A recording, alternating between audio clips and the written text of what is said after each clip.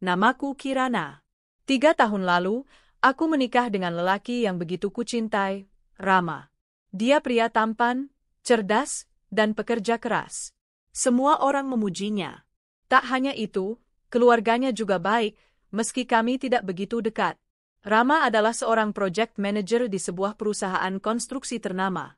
Pekerjaannya menuntut banyak waktu, sering membuatnya pulang larut malam atau bahkan dinas luar kota. Tapi aku tak pernah mempermasalahkannya.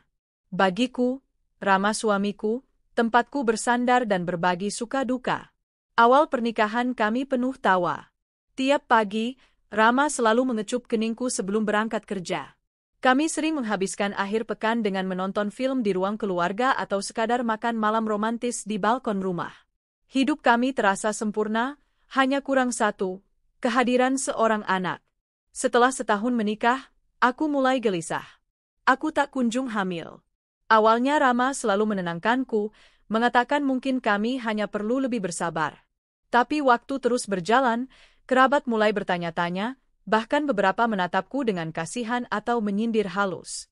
Aku hanya menelan rasa pahit itu, tersenyum seolah semuanya baik-baik saja. Aku mulai memeriksakan diri ke dokter kandungan. Hasilnya, aku hanya mengalami hormon sedikit tidak stabil. Dokter memberi obat penyubur, menyarankan untuk menjalani pola hidup sehat dan mengurangi stres. Aku turuti semua, bahkan mengikuti yoga khusus kesuburan. Namun tetap saja, tak ada tanda-tanda kehamilan. Aku makin merasa rendah diri. Suatu malam, aku menangis diam-diam di dalam kamar mandi. Kuusap air mata sebelum keluar kamar, berharap Rama tak menyadari. Namun dia tiba-tiba memelukku dari belakang. "Kamu kenapa, sayang?" tanyanya pelan. Aku hanya menggeleng, takut kalau membuka mulut suaraku akan pecah. Tapi Rama membalik tubuhku, menatap mataku dalam-dalam. Tangannya mengusap pipiku. "Kamu nggak usah terlalu terbebani. Kita ini udah bahagia kok. Kalau memang Tuhan belum kasih, ya mungkin nanti. Yang penting kita berdua saling sayang." Pelukannya malam itu membuatku merasa sedikit tenang. Tapi jauh di dalam hati, aku tetap ingin menjadi seorang ibu. Ingin menimang bayi mungil yang akan memanggilku mama. Di tahun ketiga pernikahan kami, kabar yang kutunggu akhirnya datang. Aku terlambat haid hampir 2 minggu, payudaraku terasa nyeri, tubuh cepat lelah. Aku membeli test pack, jantungku berdebar hebat saat 2 garis merah muncul jelas. Mataku panas. Tangan gemetar memegang alat itu. Aku menunggu bertahun-tahun untuk momen ini. Sore itu, aku menyiapkan kejutan untuk Rama. Kumasukkan test pack ke dalam kotak kecil yang dulu dipakai Rama untuk melamarku. Kutambahkan pita pink dan sepucuk kartu bertuliskan, "Selamat datang ke dunia, Nak. Mama dan Papa sudah menantimu lama sekali."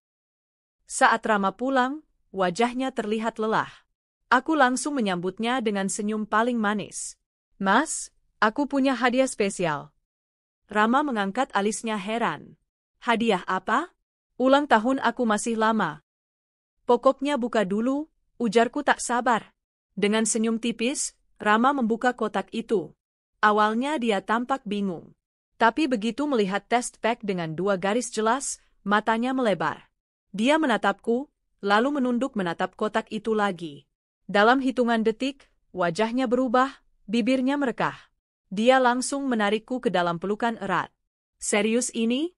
Kamu hamil, Kirana?" Aku mengangguk dengan mata berkaca-kaca.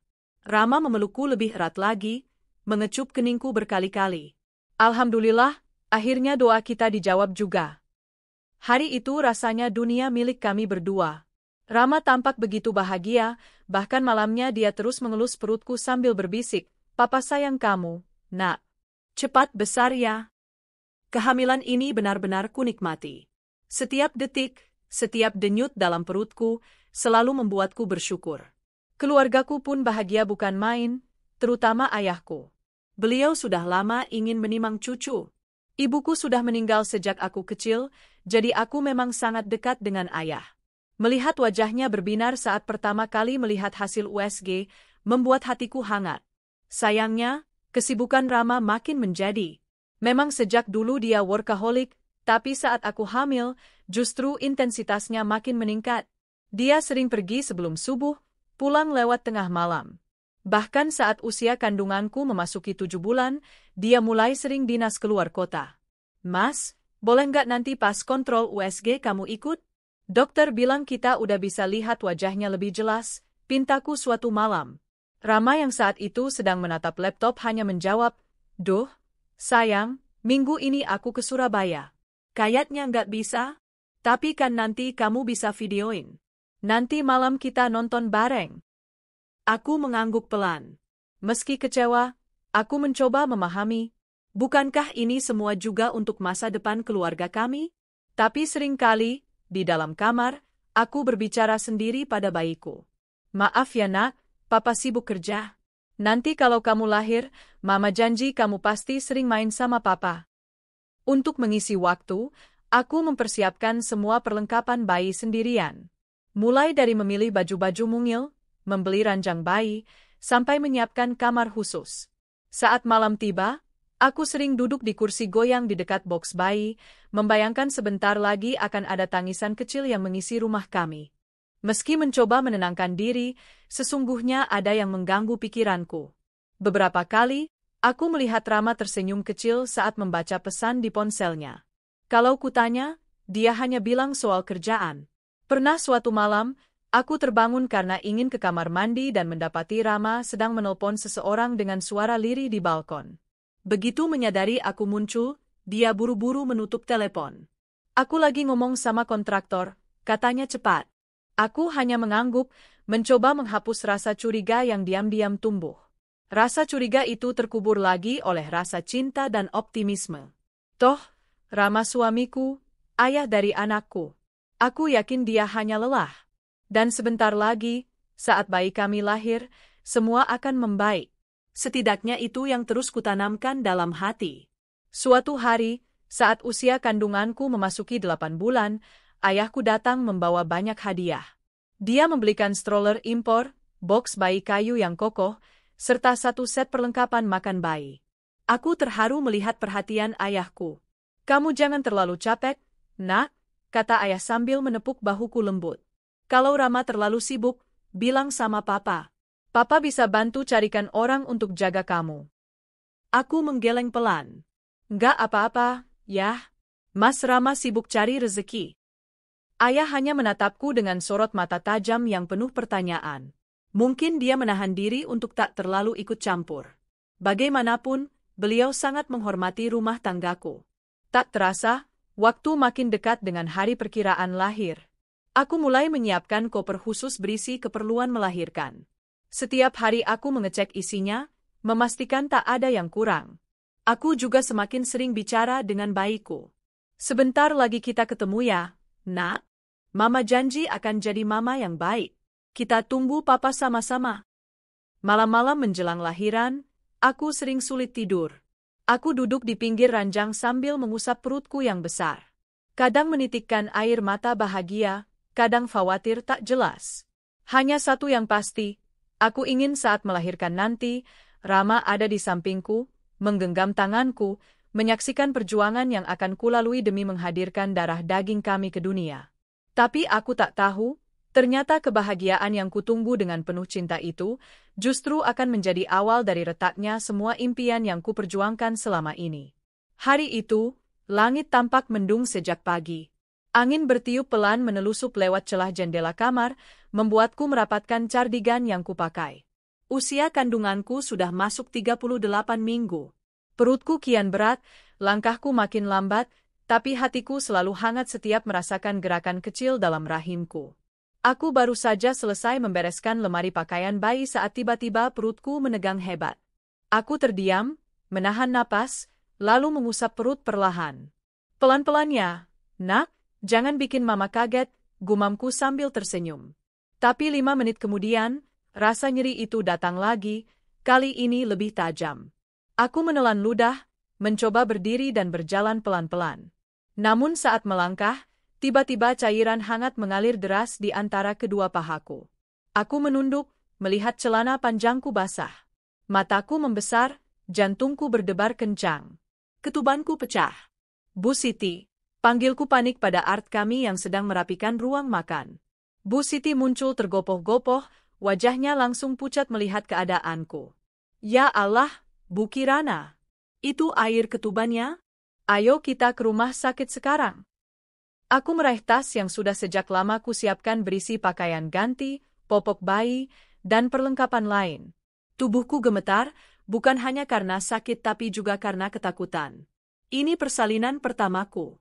Aku ingin Rama ada di sini menuntunku, memelukku, meyakinkanku bahwa semua akan baik-baik saja.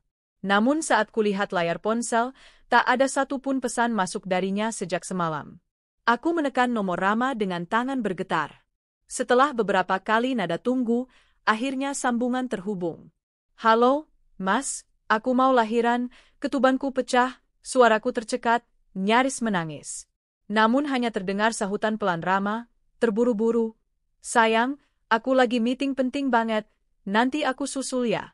Kamu sama Bu Siti dulu ke rumah sakit. Jangan panik, nanti aku telepon lagi. Klik, sambungan terputus. Aku mematung, air mata langsung menetes. Perutku kembali mengencang, menambah perih yang tak hanya fisik, tapi juga di hati. Bu Siti menggandeng tanganku dengan cemas. Ayo, Bu, nanti kita telat sampai rumah sakitnya. Aku mengangguk lemah. Dalam mobil, setiap kontraksi datang, aku mencengkeram jok keras-keras sambil mengerang pelan. Sopir kami melaju cepat, menyalakan lampu hazard. Rasanya begitu panjang perjalanan menuju rumah sakit. Sampai di IGD, perawat langsung membawa kursi roda untukku. Aku dibawa masuk ke ruang bersalin. Bau antiseptik yang tajam memenuhi hidungku. Perawat memeriksa pembukaan, lalu berkata dengan suara tenang meski aku merasa dunia jungkir balik. Baru pembukaan 3 ya, Bu. Kita tunggu perkembangannya dulu. Aku mengangguk pelan. Perutku menegang lagi, rasanya seperti diremas kuat-kuat. Aku menahan napas, menggigit bibir agar tak berteriak. Sementara Bu Siti sibuk mengurus administrasi, aku hanya bisa menatap kosong ke langit-langit ruangan. Dalam hati terus-menerus kubisikkan doa, Ya Allah, mudahkanlah proses ini. Jagalah aku dan anakku. Perawat datang kembali, memasang infus dan memintaku tetap tenang. Tapi bagaimana aku bisa tenang? Setiap beberapa menit sekali rasa nyeri datang menggulung, membuat tubuhku menegang seluruhnya. Aku ingin Rama ada di sini. Kutatap layar ponselku yang tergeletak di atas meja kecil. Tidak ada pesan. Tidak ada telepon. Aku menelponnya lagi. Berkali-kali. Tapi hanya dijawab mesin suara, atau diangkat singkat lalu ditutup cepat dengan alasan. Nanti aku telpon balik. Tak ada satupun panggilan balik. Waktu terasa merayap. Dari pagi hingga menjelang maghrib, aku berjuang menahan kontraksi demi kontraksi yang semakin menggila. Aku menggenggam erat gagang tempat tidur, hampir mencakar. Tangisku pecah berkali-kali. Perawat memintaku mengatur napas, membimbingku agar tidak tegang. Hingga akhirnya, rasa ingin mengejan itu datang begitu kuat. Dokter memeriksa lalu mengangguk. Sudah lengkap ya, Bu. Ayo kita mulai mengejan pelan-pelan. Beberapa kali aku mengejan, suaraku parau menahan teriakan. Air mata tak berhenti mengalir, bukan hanya karena sakit, tapi juga karena kosongnya sisi tempat Rama seharusnya berdiri menggenggam tanganku. Dalam satu dorongan kuat, terdengar tangisan nyaring. Dunia seakan berhenti sejenak. Perawat mengangkat bayi kecil itu, memperlihatkannya padaku. Selamat ya, Bu, bayinya laki-laki. Sehat? Aku terisak. Saat bayi mungilku diletakkan di dadaku, rasa sakit itu seolah lenyap. Hanya ada haru, cinta yang menyesak dada. Kubisikkan lirih di telinganya, selamat datang, Nak. Mama sayang kamu. Aku menciumi ubun-ubunnya, membiarkan air mataku jatuh di pipinya yang masih kemerahan. Namun jauh di lubuk hatiku, ada luka yang makin melebar. Rama tak ada di sini. Dia tak mendengar tangisan pertama putranya. Dia tak melihat bagaimana aku hampir menyerahkan nyawa demi menghadirkan darah daging kami. 2 hari aku dirawat di rumah sakit. Ayah datang menjenguk, langsung menggendong cucunya dengan mata berkaca-kaca. Beberapa kerabatku juga datang, membawa kado dan bunga. Mereka semua bahagia melihat bayi kecil itu. Namun satu yang tak muncul, suamiku sendiri. Aku berulang kali menatap pintu kamar. Setiap langkah kaki terdengar di koridor, aku menoleh berharap Rama akhirnya datang. Tapi yang masuk hanya perawat atau keluargaku. Malam harinya, aku menangis diam-diam memeluk bayiku. Maafin papa ya, nak, mungkin dia sibuk banget. Nanti kita pulang bareng-bareng ke rumah ya. Besoknya, aku dibolehkan pulang. Sopir menjemput kami, sementara Bu Siti menggendong bayi kecilku. Aku duduk diam menatap keluar jendela. Rumah yang harusnya menyambut kami hangat malah terasa sunyi. Rama tak ada di sana. Kutemukan kamarnya kosong, kasurnya rapi seperti belum disentuh. Seolah dia memang sengaja menghindar pulang. Malam-malam berlalu panjang. Aku teringat lagi semua kesepian yang diam-diam sudah kualami selama hamil. Dari pertama kali merasakan tendangan janin, saat kontrol kehamilan di mana kulihat wajah bayi kami di monitor, hingga saat menyiapkan baju-baju mungil, semua kulalui sendiri. Kadang aku memegang perutku, bicara pada bayiku agar tidak merasa sendiri. Papa kerja jauh ya, nak? Nanti kalau dia pulang, kita cerita rame-rame ke papa. Tapi entah mengapa kini semua kalimat itu terdengar kosong. Bahkan rasa rinduku pada Rama mulai terasa asing, berganti dengan perih yang mengendap. Malam itu, saat bayiku terlelap di sampingku, aku memberanikan diri menelpon Rama lagi. Akhirnya dia mengangkat. Halo, Mas? Ya? Ada apa? Suaranya terdengar buru-buru. Aku menahan napas, mencoba menahan tangis. Kamu kapan pulang? Anak kita sudah lahir, Mas. Dia sehat, mirip banget sama kamu. Rama diam lama. Hanya terdengar suara gaduh seperti ramai orang di belakangnya. Lalu dia berdehem. Maaf, sayang. Aku lagi di luar kota, banyak banget kerjaan.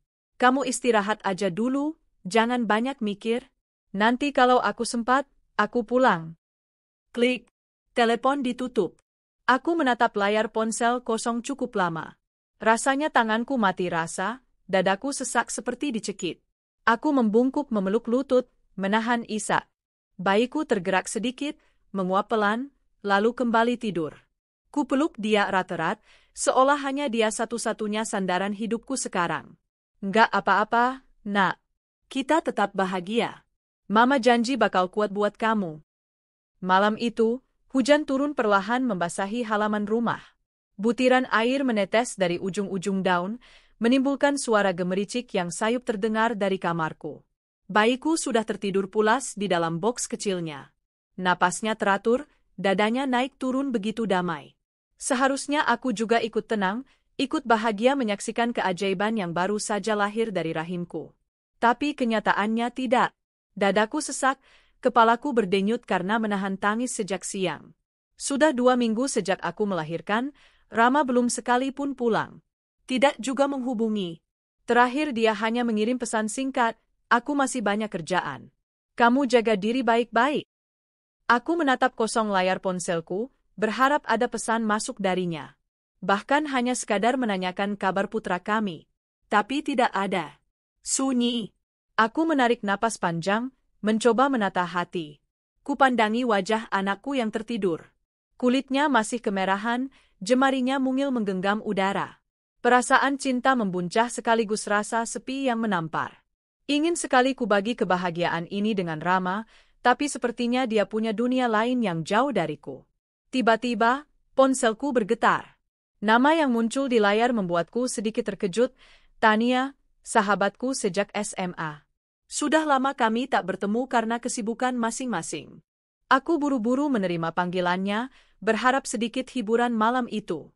Halo, Tan, suaraku lemah tapi mencoba terdengar biasa saja. Namun dari seberang sana tak langsung terdengar suara ceria. Yang kudengar justru suara Tania terisak, seolah menahan tangis. Kirana, kamu lagi sendiri? Tanyanya pelan. Aku mengerutkan alis. Iya, kenapa, Tan? Kamu kenapa nangis? Tania terdiam cukup lama, hanya terdengar hembusan napas tak teratur. Jantungku mulai berdegup tak karuan. Tiba-tiba muncul rasa was-was yang aneh. Seolah aku tahu, apapun yang akan dia katakan, itu akan mengubah hidupku selamanya. Kirana, aku sebenarnya nggak tahu harus ngomong ini atau enggak, suara Tania tercekat. Aku duduk lebih tegak, menatap kosong ke dinding, menanti dengan hati berdebar. Tania, bilang aja. Kamu bikin aku takut. Aku tadi siang gak sengaja diundang ke acara nikahan temanku kuliah dulu. Acaranya di Hotel Bintang 5. Pas aku datang, Kirana, ya Tuhan, pengantin prianya itu, Rama. Aku terdiam. Dunia seolah berhenti. Suara hujan di luar tiba-tiba lenyap, diganti dengan dengungan aneh di telingaku. Apa maksud kamu, Tan? Tanyaku terbata. Dia, Rama suamimu. Aku lihat dia berdiri di pelaminan sama cewek cantik, tinggi putih, kayaknya temen kantor dia. Kir, aku sumpah nggak salah lihat. Aku bahkan sempet foto dari jauh. Suara Tania semakin parau. Aku langsung pulang karena nggak tahan. Tanganku gemetar hebat. Ponsel hampir jatuh dari genggaman. Rasanya darah di tubuhku surut. Nafasku pendek, dadaku nyeri. Kir, kamu masih dengar aku? Kamu jangan diam kayak gitu. Suara Tania cemas. Aku terisak. Iya, aku dengar, Tan. Kamu yakin banget itu Rama? Iya, Kir. 100%. Dia pakai jas abu-abu, senyumnya persis Rama yang dulu kita lihat waktu resepsi kamu. Aku nggak tahu harus gimana ngomongnya. Aku tak sanggup menahan tangis lagi. Isakanku pecah, mengguncang seluruh tubuh. Ponselku terjatuh ke kasur, sambungan masih aktif. Dari sana ku dengar Tania terus memanggil namaku panik. Kirana, jawab dong. Kir? Aku menutup wajah dengan kedua tangan. Tubuhku berguncang hebat, bahuku naik turun menahan tangis yang menyesak. Anak yang baru saja kutimang beberapa hari ini lahir dari cinta, atau setidaknya dari cinta yang kupercaya. Ternyata saat aku bertaruh nyawa di meja persalinan, Rama malah berdiri di pelaminan dengan perempuan lain. Entah berapa lama aku menangis. Tania masih di telepon, menemaniku dengan suara pelan menenangkan meski dia sendiri terdengar terisak. Aku kesana ya, Kirana, aku temenin kamu. Aku menggeleng meski Tania tak bisa melihat. Nggak usah, Tan, aku mau sendiri dulu. Kalau kamu butuh aku, langsung teleponnya. Aku serius, Kir. Jangan pendam sendiri. Aku hanya menjawab pelan, iya, lalu menutup telepon. Kutatap wajah bayiku yang tertidur damai. Tangisku semakin keras. Ku peluk tubuh mungilnya hati-hati, seolah takut dia ikut merasakan kesakitanku. Maaf ya nak, maaf banget. Mama kira kita punya keluarga yang utuh. Mama kira kita akan bahagia. Ternyata mama salah bang. Aku membenamkan wajah ke leher bayi kecilku, membiarkan air mata membasahi pipinya yang lembut. Dia hanya bergerak sedikit, lalu kembali tenang. Ku peluk lebih erat, seolah dia satu-satunya alasan aku tetap bernapas malam itu. Esoknya, aku bangun dengan kepala pening hebat. Mataku bengkak, wajahku kusut. Namun luka di dadaku jauh lebih menyiksa daripada sakit fisik manapun. Tiba-tiba ponselku kembali berdering. Tania mengirim pesan. Kir, aku kirim fotonya ya, supaya kamu lihat sendiri. Aku membuka pesan itu dengan tangan bergetar. Foto pertama menunjukkan Rama berdiri menggandeng wanita cantik berbaju pengantin putih dengan ekor panjang. Wajah Rama tersenyum, senyum yang dulu hanya milikku. Foto kedua menampilkan mereka berdua menunduk memotong kue, tampak mesra sekali. Ada kilau bahagia di mata Rama yang membuat hatiku hancur berkeping-keping. Aku menjerit kecil, menjatuhkan ponsel ke kasur. Tubuhku lunglai. Lututku tak kuat menopang. Aku terduduk di lantai, menggenggam dada yang terasa diremas. Ya Allah, kenapa dia tega? Kenapa? Kutatap lagi bayiku yang kini menoleh padaku, seolah ikut merasakan dukaku. Perlahan kutarik tubuhku naik ke kasur, kupeluk anakku erat. Kita cuma punya mama sekarang, nak. Tapi mama janji akan jaga kamu baik-baik, meski papa kamu, dia. Suaraku tercekat. Aku tak sanggup melanjutkan. Siang itu ayah datang menjenguk. Melihat wajahku yang bengkak, sorot matanya langsung penuh tanya. Kirana, kamu kenapa? Sakit? Tanyanya lembut sambil mengelus bahuku. Aku menggeleng cepat. Enggak, yah, cuma kecapean. Ayah tak tampak puas. Dia memandang berkeliling, mungkin berharap bertemu Rama. Rama kemana? Sampai sekarang papa belum lihat dia jenguk cucunya. Aku menunduk, menahan air mata yang sudah menggenang lagi. Mas Rama sibuk, ya, ada proyek katanya. Ayah hanya menghela napas berat. Namun tak berkata apa-apa lagi. Dia malah menggendong cucunya, menimang sambil bersenandung pelan. Melihat itu, hatiku terasa hangat sekaligus miris. Seharusnya momen ini dinikmati bersama Rama. Malam hari saat rumah sudah sunyi, aku duduk di kursi goyang dekat jendela kamar bayi. Di pangkuanku, anakku baru saja tertidur usai kususui. Aku menatap wajahnya lama-lama. Mencoba menemukan serpihan harapan di sana. Maafin Mama ya, Nak. Mama bodoh banget. Mama terlalu percaya sama papa kamu, sampai Mama nggak lihat dia udah berubah. Kutatap lagi layar ponsel. Kupikirkan semua sikap Rama akhir-akhir ini. Sering menghindar, telepon diam-diam, pulang semakin larut. Ternyata semuanya bukan sekadar kesibukan kantor. Dia sedang membangun kebahagiaan lain, bersama perempuan lain, saat aku sendirian menunggu dia pulang menimang anak pertama kami. Amarah tiba-tiba membakar dada. Ku peluk bayiku lebih erat, seolah ingin melindunginya dari semua sakit yang akan datang. Kamu nggak usah khawatir, Nak. Mama bakal kuat. Kita nggak butuh papa kamu kalau dia udah nggak mau sama kita. Kita masih punya keluarga Mama, dan Mama janji bakal bahagiain kamu. Air mataku menetes lagi. Tapi kini tak hanya tangisan putus asa. Ada sedikit bara di sana. Bara sakit hati yang suatu hari akan kutukar dengan balas dendam paling tenang, meninggalkan Rama dengan kehampaan yang dia ciptakan sendiri. Hari-hari setelah telepon Tania berlalu seperti kabut. Setiap pagi aku bangun dengan mata bengkak, dada terasa kosong. Tapi begitu menatap anakku, perlahan kurangkai lagi alasan untuk bertahan. Tangisnya, tawanya dalam tidur, gerakan kecil jemarinya, semuanya membuatku berdiri lagi meski kaki rasanya rapuh. Aku tidak lagi menunggu Rama pulang. Teleponku tak pernah lagi berusaha menghubunginya. Namun diam-diam, hatiku menuntut kejelasan. Aku tidak mau hanya menerima kabar dari orang lain tentang suamiku yang menikah lagi. Aku ingin melihat sendiri. Ingin tahu seberapa jauh dia berkhianat padaku. Suatu pagi, setelah memastikan bayiku tertidur dengan nyaman, aku duduk di meja rias sambil menatap wajahku yang pucat. Mata cekung, pipi tirus. Namun di balik kelemahan itu, ada api yang mulai menyala. Aku mengambil ponsel, membuka kontak atas nama Rian, mantan sopir kantor ayahku yang kini bekerja lepas. Rian dulu sering diminta ayahku menyelidiki urusan bisnis gelap. Kupikir dia bisa membantu. Mas Rian, bisa ke rumah? Aku butuh bantuan, tulisku singkat. Tak lama kemudian Rian membalas, siap, Bu. Saya ke sana sekarang. Sekitar sejam kemudian, Rian sudah duduk di ruang tamu. Pria berperawakan tinggi besar itu menatapku penuh hormat. Ada apa ya, Bu Kirana? Aku menarik napas panjang. Mas Rian, saya mau minta tolong. Saya ingin Mas Rian selidiki Rama, suami saya. Saya dapat kabar dia menikah lagi. Saya mau bukti, mau tahu semua. Rian tampak terkejut tapi segera mengangguk. Baik, Bu. Saya akan kerahkan teman-teman. Nanti kalau ada apa-apa saya lapor. Terima kasih, Mas. Ucapku pelan.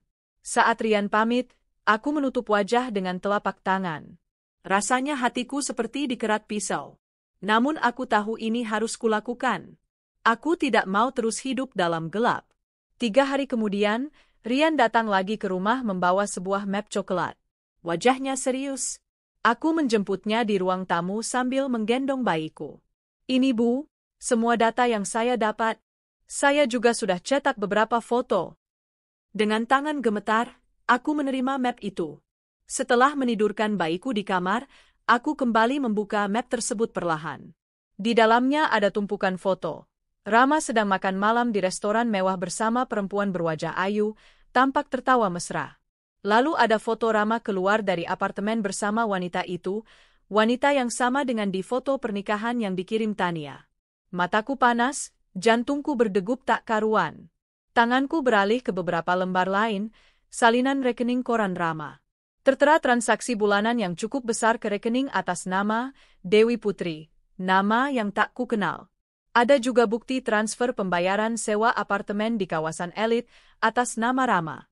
Aku terisak. Jadi semua uang yang seharusnya untuk keluarga kecil kami, sebagian dia gunakan untuk membiayai hidup perempuan lain. Rian menunduk sopan. Maaf Bu, kalau ini semua menyakiti. Tapi saya kira Ibu memang perlu tahu semuanya. Aku mengangguk. Terima kasih banyak, Mas. Ini memang sakit, tapi saya harus buka mata. Sore harinya, rasa penasaran membuatku memberanikan diri membuka laptop Rama yang masih ada di rumah. Dia memang punya 2 laptop, satu selalu dibawa, satu lagi biasa ditinggal di kamar kerja untuk cadangan. Dengan perasaan berdebar, kutekan tombol power. Begitu menyala, tak kusangka laptopnya tidak terkunci. Sepertinya dia lupa mematikan fitur auto login. Dengan cepat kubuka emailnya. Ada puluhan surel berisi percakapan dia dengan Dewi Putri, perempuan yang ternyata sekarang istrinya juga. Sayang, nanti kita honeymoon ke Bali ya. Aku udah booking villa private, kamu pasti suka. Kamu tenang aja, aku pelan-pelan bakal pisah sama Kirana. Tunggu waktu yang tepat.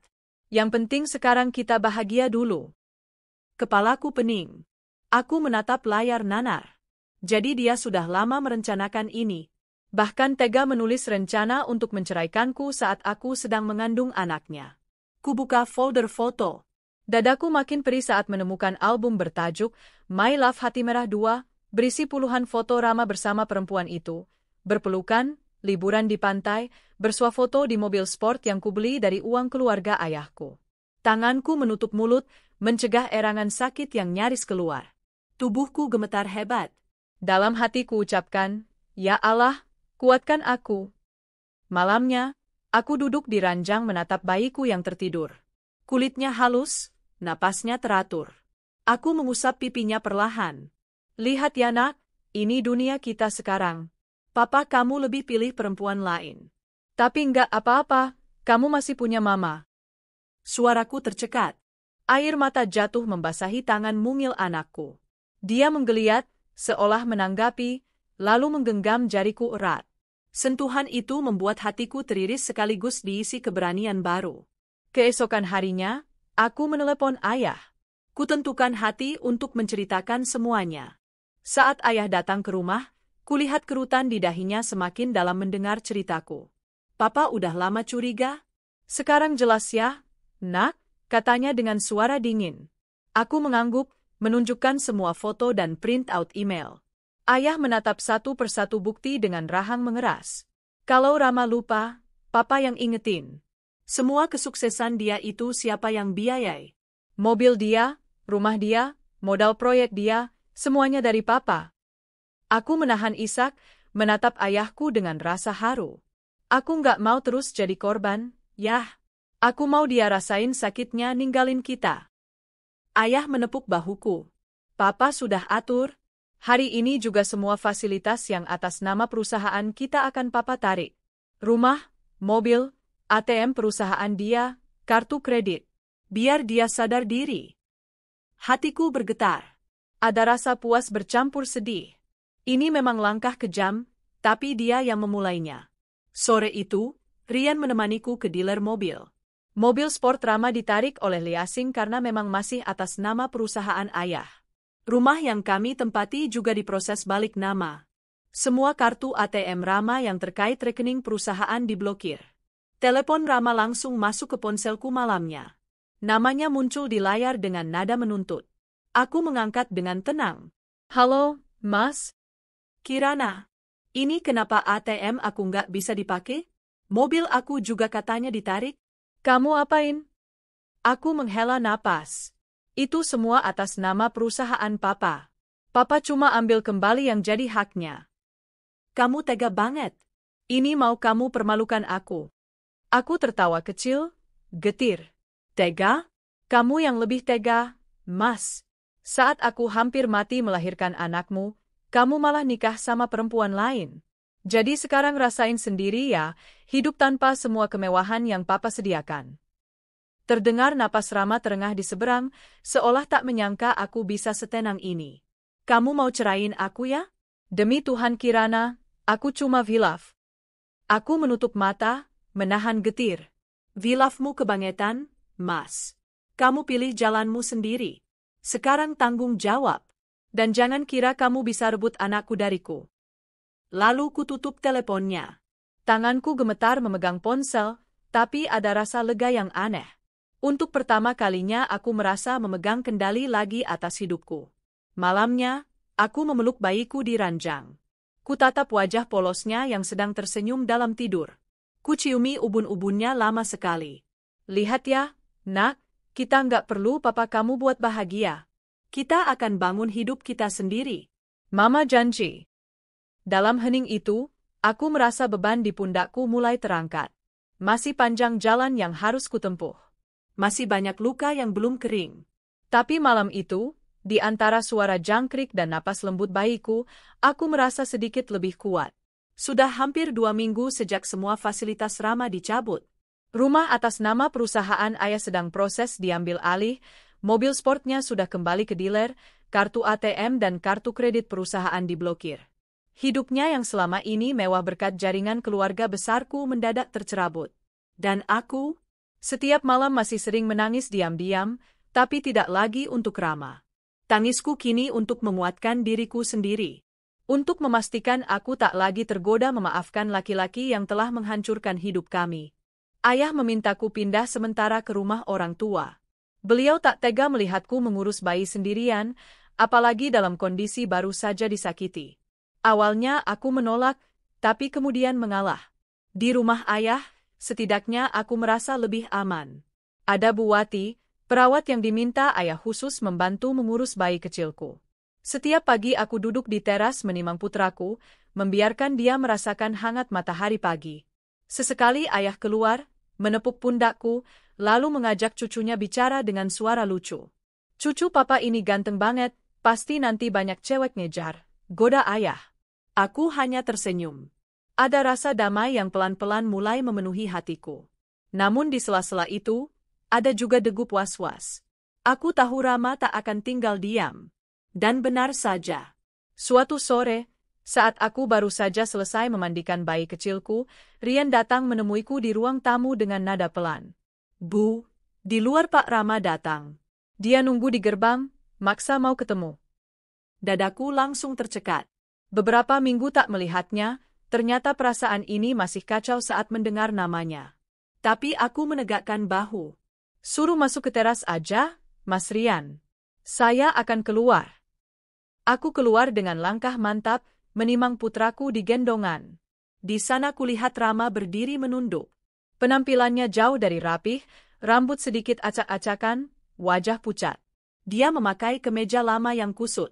Bukan sosok Rama yang dulu gagah dengan jas mahal dan mobil mewah.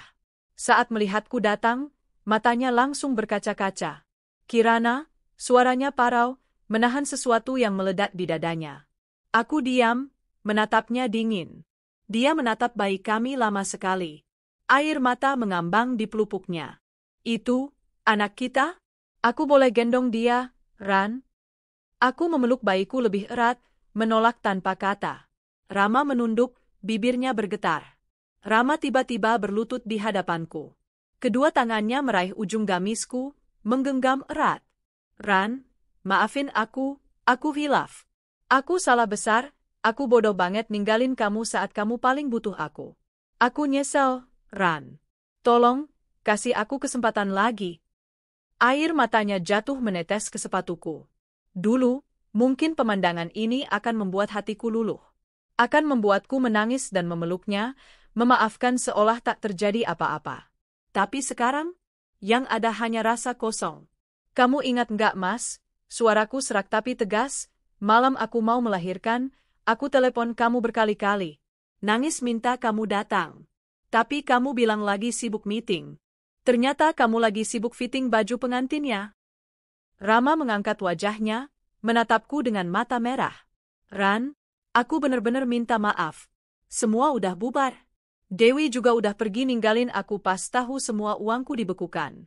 Dia cuma manfaatin aku. Aku menghela napas panjang. Jadi kamu mau balik ke aku karena dia udah ninggalin kamu? Kalau dia masih ada, kamu tetap akan tinggal sama dia, kan? Enggak gitu, Ran. Aku sadar kamu segalanya buat aku, anak kita segalanya, katanya terbata. Aku menatapnya tajam. Kamu sadar setelah semua fasilitas hidup kamu diambil. Setelah hidup kamu nggak senyaman dulu.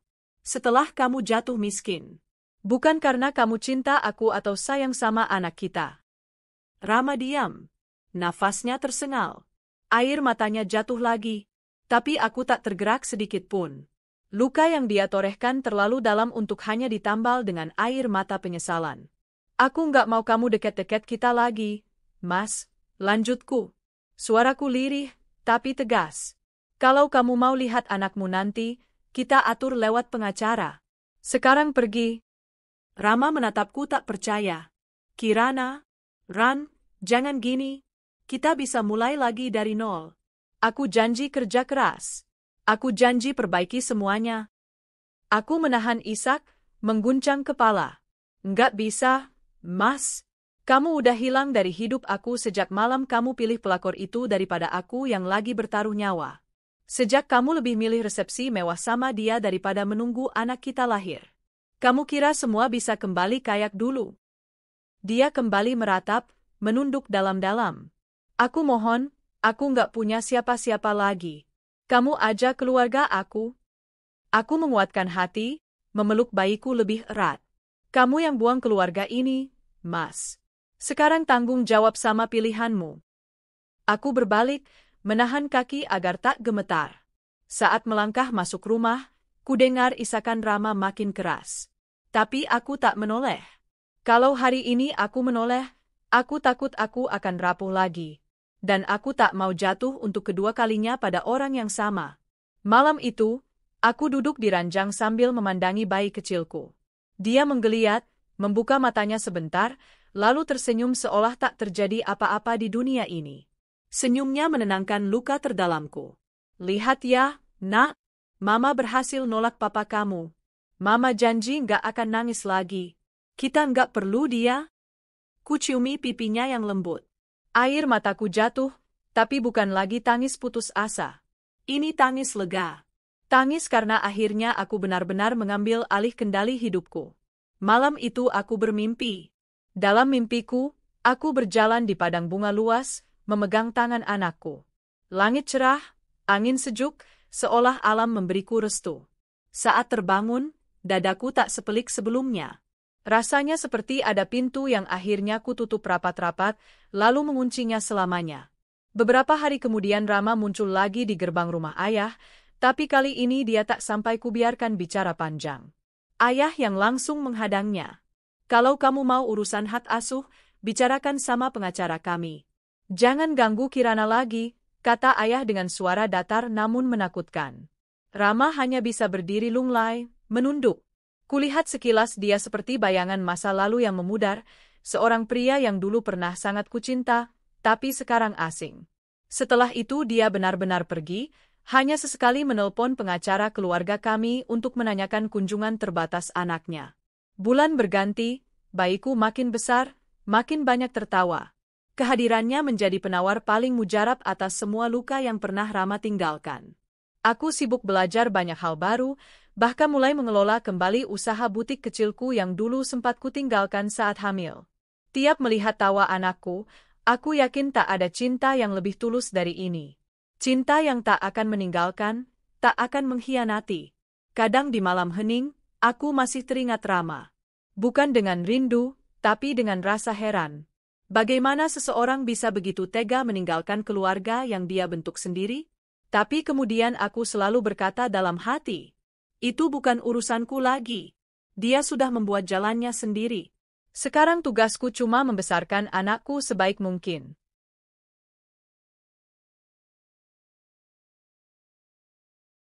Satu pagi, saat menimang bayiku di taman belakang, sinar matahari menyelinap melewati dedaunan, menari-nari di wajah kami. Dia tertawa kecil, berusaha meraih cahaya. Aku ikut tersenyum, merasakan hatiku jauh lebih ringan. Lihat ya, Nak, hari ini indah banget. Dan kita akan jalani banyak hari indah lain, meski papa kamu nggak di sini. Ku peluk dia erat-erat, menutup mata, menghirup wangi bayi yang menenangkan. Untuk pertama kalinya sejak semua ini dimulai, aku benar-benar merasa damai. Masa depan memang belum tentu mudah, tapi aku siap berjalan ke sana, bersama anakku, tanpa perlu lagi melihat ke belakang. Hari-hari berlalu cepat. Luka hatiku tak hilang dalam semalam, tapi setiap pagi saat membuka mata, aku belajar menerima kalau semua memang sudah menjadi takdir. Ada bagian hidup yang harus kulepas agar bisa memeluk masa depan yang lebih cerah, bersama putra kecilku, satu-satunya harta yang membuatku tetap kuat. Anakku kini sudah berusia hampir setahun. Dia sudah belajar berdiri, berjalan 2-3 langkah lalu jatuh sambil tertawa-tawa. Melihatnya bahagia seperti itu membuatku lupa pernah dikhianati. Dia adalah sumber kekuatanku, sekaligus alasan mengapa aku harus tetap waras. Pagi hari kami sering menghabiskan waktu di teras rumah orang tuaku. Ayah biasanya membaca koran, sesekali mengajak cucunya bermain cilukba. Mama menyiapkan sarapan sambil terus melirik kami bertiga, matanya berbinar melihat cucunya ceria. Kadang saat malam, saat anakku sudah tidur, Mama duduk di samping ranjangku, menepuk pundakku lembut. Kamu harus bangga sama diri kamu sendiri, Kirana. Papa sama Mama lihat kamu sekarang jauh lebih kuat dari dulu.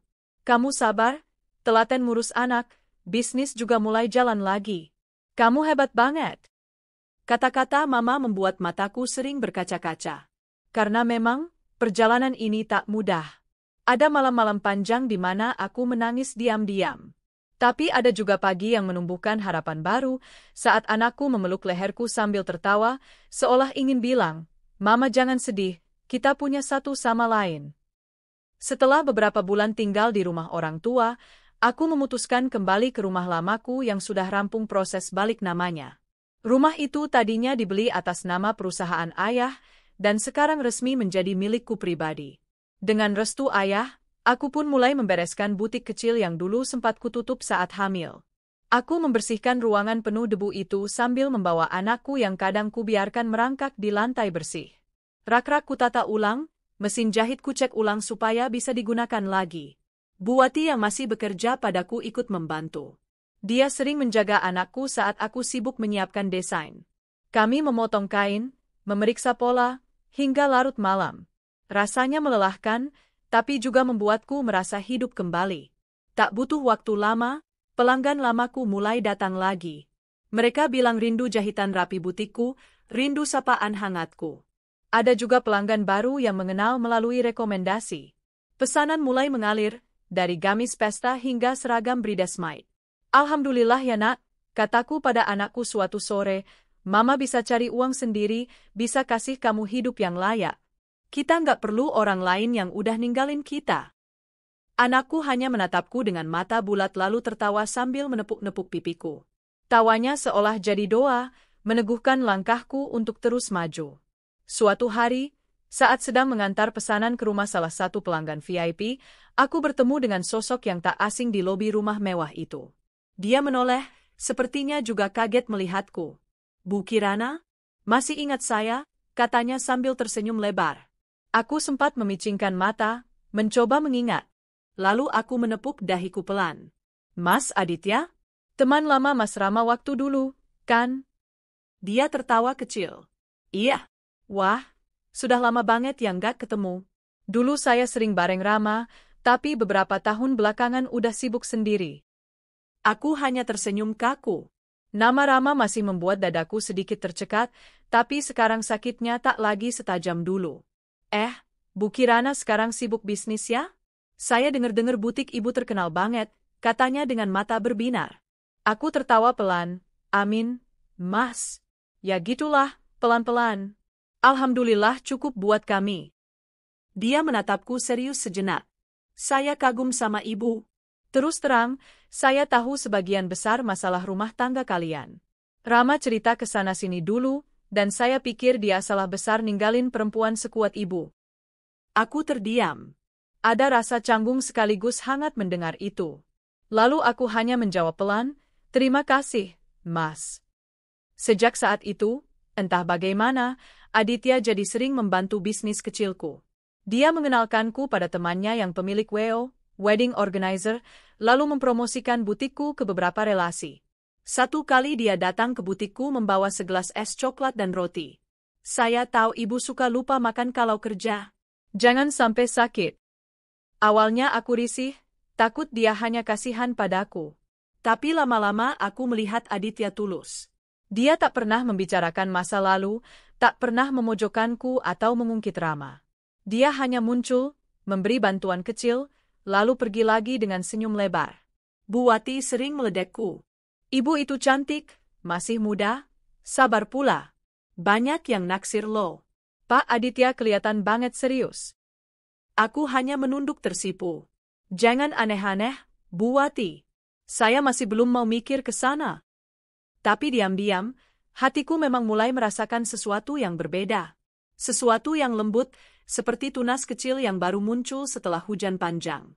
Suatu malam saat aku baru saja mematikan lampu butik dan hendak mengunci pintu, terdengar suara memanggil namaku.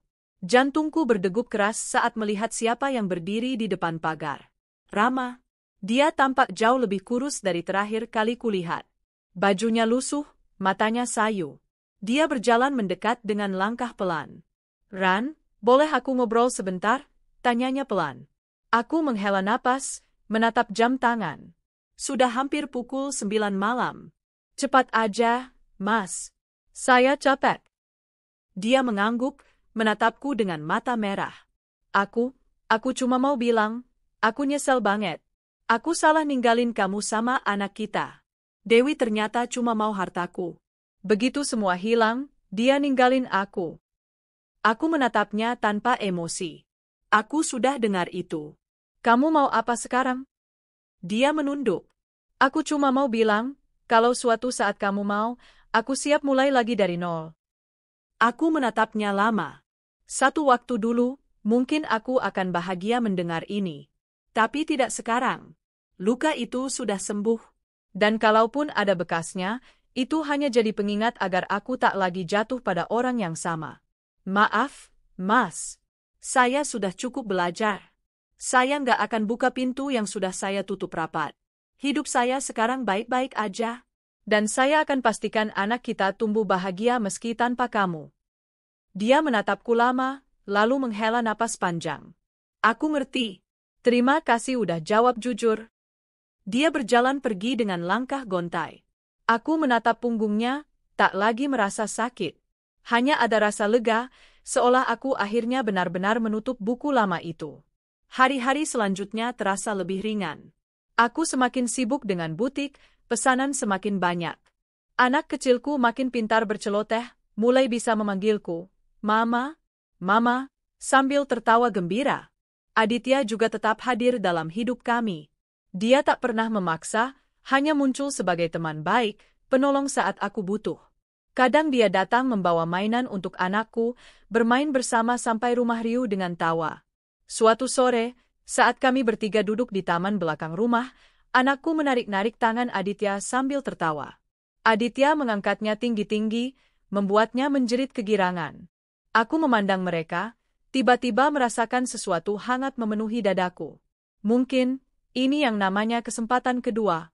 Bukan untuk mengganti siapapun, tapi untuk memberi ruang bagi cinta yang baru, yang tulus, sabar, dan tidak datang dengan luka. Malam itu, saat anakku sudah tertidur pulas, aku duduk di kursi goyang dekat jendela. Kubuka album foto di ponselku, melihat potret perkembangan anakku sejak lahir.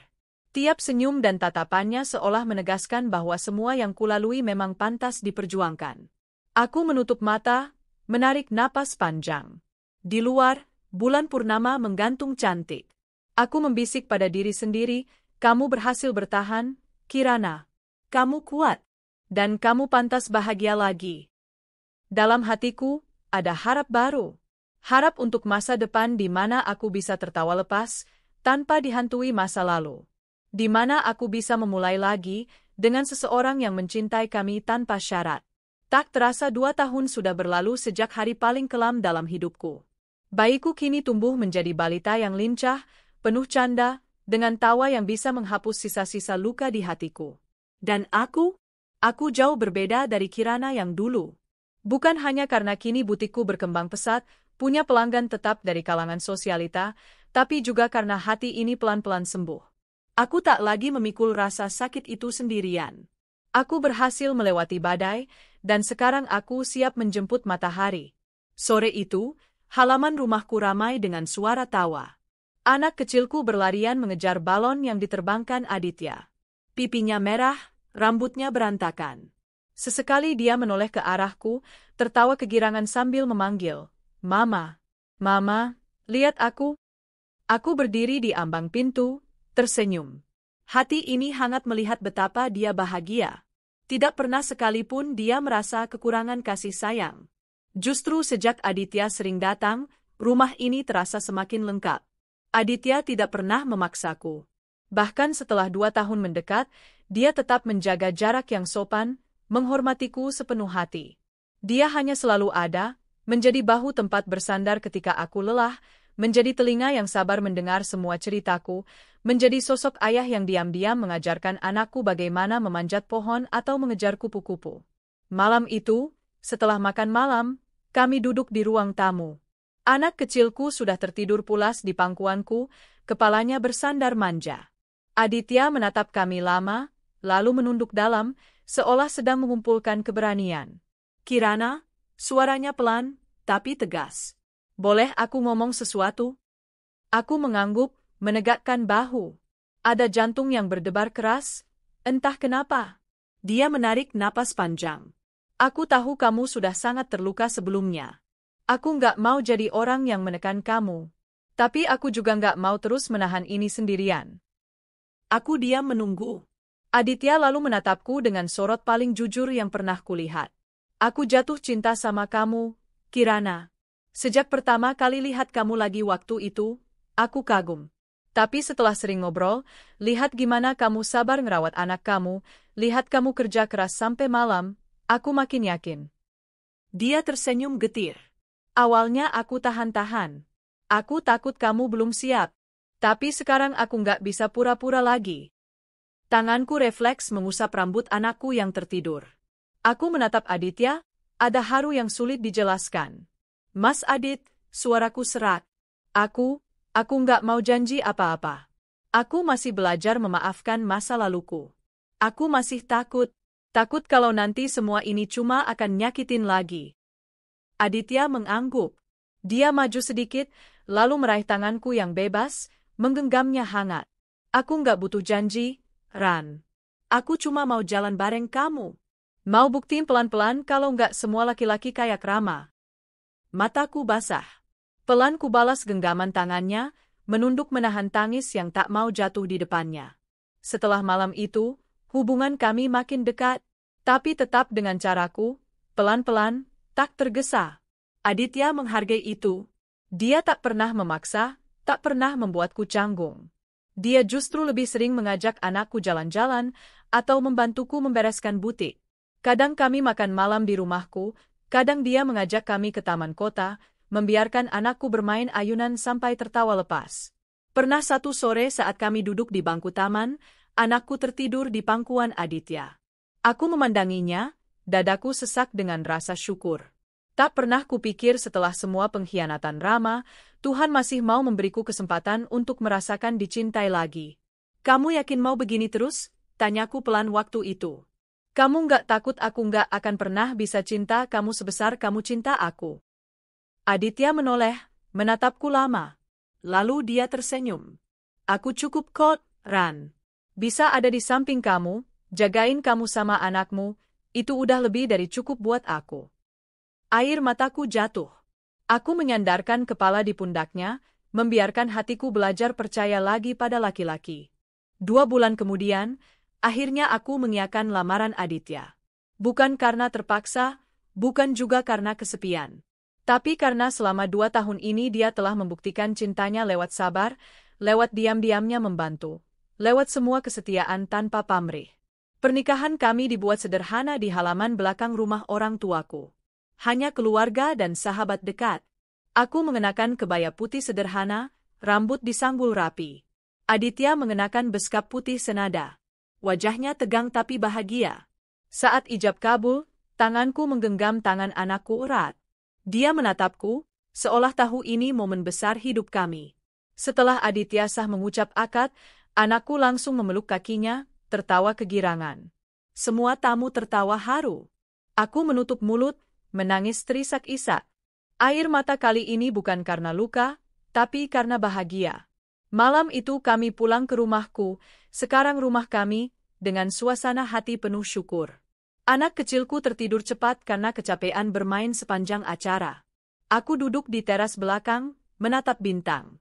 Aditya datang membawa 2 cangkir coklat hangat, duduk di sampingku. "Kamu tahu nggak, Ran?" katanya pelan. "Aku nggak janji rumah tangga kita bakal selalu mulus. Tapi aku janji kalau aku akan selalu coba jadi tempat pulang yang paling nyaman buat kamu." Aku menghela napas panjang, menatap wajahnya. Ada rasa aman yang tak pernah kutemukan di pelukan siapapun sebelumnya. "Terima kasih, Mas, karena nggak cuma nikahin aku, tapi juga nikahin masa laluku, lukaku, dan anakku." Dia tertawa kecil, merangkul pundakku. "Ya iyalah, paket lengkap. Dan kamu tahu nggak, aku cinta sama semuanya. Bahkan sama bekas lukamu, karena itu bikin kamu jadi Kirana yang kuat kayak sekarang." Aku memejamkan mata, membiarkan air mataku jatuh lagi. Tapi kali ini, jatuhnya tenang. Seperti hujan yang menyiram tanah gersang. Pagi-pagi sekali, aku terbangun karena suara anakku yang masuk ke kamar, langsung melompat ke ranjang, memelukku dan Aditya bersamaan. "Mama, Papa, bangun. Main yuk," katanya polos. Aku menatap Aditya yang masih setengah mengantuk, lalu kami sama-sama tertawa. "Papa," panggilku menggoda. Aditya menoleh dengan mata penuh cinta. "Papa siap. Siapa takut main sama jagoan Mama?" Kami pun menghabiskan pagi itu bermain bersama di taman belakang. Anakku tertawa lepas, tangannya bergantian menarikku dan Aditya. Rasanya seperti puzzle hidupku akhirnya lengkap. Rumah kami kecil, tak semewah dulu saat masih bersama Rama. Tapi penuh tawa, penuh cinta, dan itu jauh lebih penting. Malam harinya, saat anakku sudah terlelap, aku duduk di depan meja rias menatap bayangan wajahku. Mataku tak lagi sembab, pipiku tak lagi tirus. Aku tampak sehat, bahagia. Kupandang cermin itu lama. Dalam hatiku bisikkan pada diriku yang dulu. "Terima kasih ya, Ran, karena kamu dulu nggak menyerah. Kalau kamu nyerah, kita nggak akan sampai di hari ini." Aditya datang dari belakang, memeluk pundakku. "Kamu ngobrol sama siapa?" candanya. Aku hanya tertawa pelan. "Sama diri aku sendiri. Bilang makasih karena dulu dia kuat banget." Dia mengecup kepalaku. Aku juga makasih sama dia. Karena kalau dia nggak kuat, aku nggak akan pernah ketemu kamu. Aku menoleh, menatapnya lama, lalu membalas pelukannya erat-erat. Di luar, malam berhembus pelan. Bintang-bintang menyala terang, seolah ikut merayakan kebahagiaan kami. Luka-luka masa lalu memang tak hilang. Bekasnya akan selalu ada. Tapi sekarang, bekas itu tak lagi pedih. Karena akhirnya aku menemukan tangan yang mau menggenggamnya dengan sabar, hingga sembuh, dan tumbuh lagi jadi cinta yang utuh.